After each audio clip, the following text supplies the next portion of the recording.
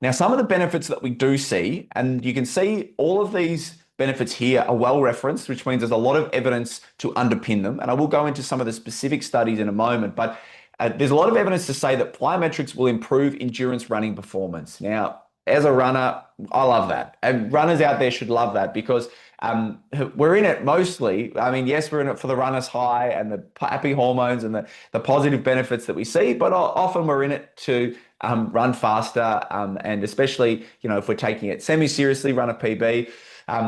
So that's a big one. Also, plyometrics have been shown to improve running economy, which is the oxygen cost of running. And that can make a big difference on your efficiency of movement, especially in your longer endurance performance. Plyometrics also improve our sprinting speed and our acceleration, and also improve the stiffness of our muscle tendon system, which I'll explain in a moment.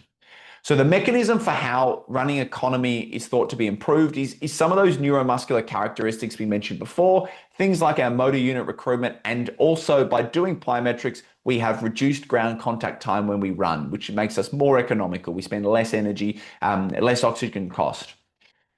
And then stiffness, if we increase our stiffness, and stiffness refers to our muscle tendons' ability to absorb and release energy effectively, you'll have greater utilization of this elastic energy that we spoke about in the spring before. And this will lead to decreased energy expenditure and less ground contact time, again, which are going to be effective from performance and economy. So how much do we actually improve from plyometrics? Well, those that were there for the Runners Improvement Toolkit webinar hopefully would remember the significant performance benefits we see from plyometric training. And the good thing is today, compared to the Runners Improvement Toolkit, is I'm going to show you and explain how we can implement them into our routines.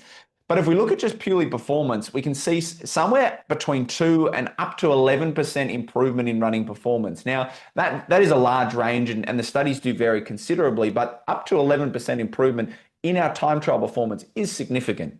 Running economy up to about 8%, which is, again, a really large improvement, and sprint times improve somewhere between 2 to 3.5%, which, again, for those small margins in short distance sprinting or speed, that's a big change. And one particular study, which I'll again reference when we go through a couple of studies in a moment, but one particular study found this 11.5% improvement in 5K time trial performance from including drop jumps, which I'll explain in a moment, into a training program twice a week. Now, this is not a significant difficulty for a lot of people to include into their training programs. And while this is only one study showing 11.5%, this is a significant performance improvement. And I'm pretty sure every runner listening today or every coach with their runners would love them to be able to improve anywhere near that from adding something into their routine. And if we look at even a 5% improvement in your 5K time, could be significant. That might be, a minute and a half off your 5K time if you're a 5 minute per K runner, which, is a pretty significant PB just by adding something like plyometrics into your routine.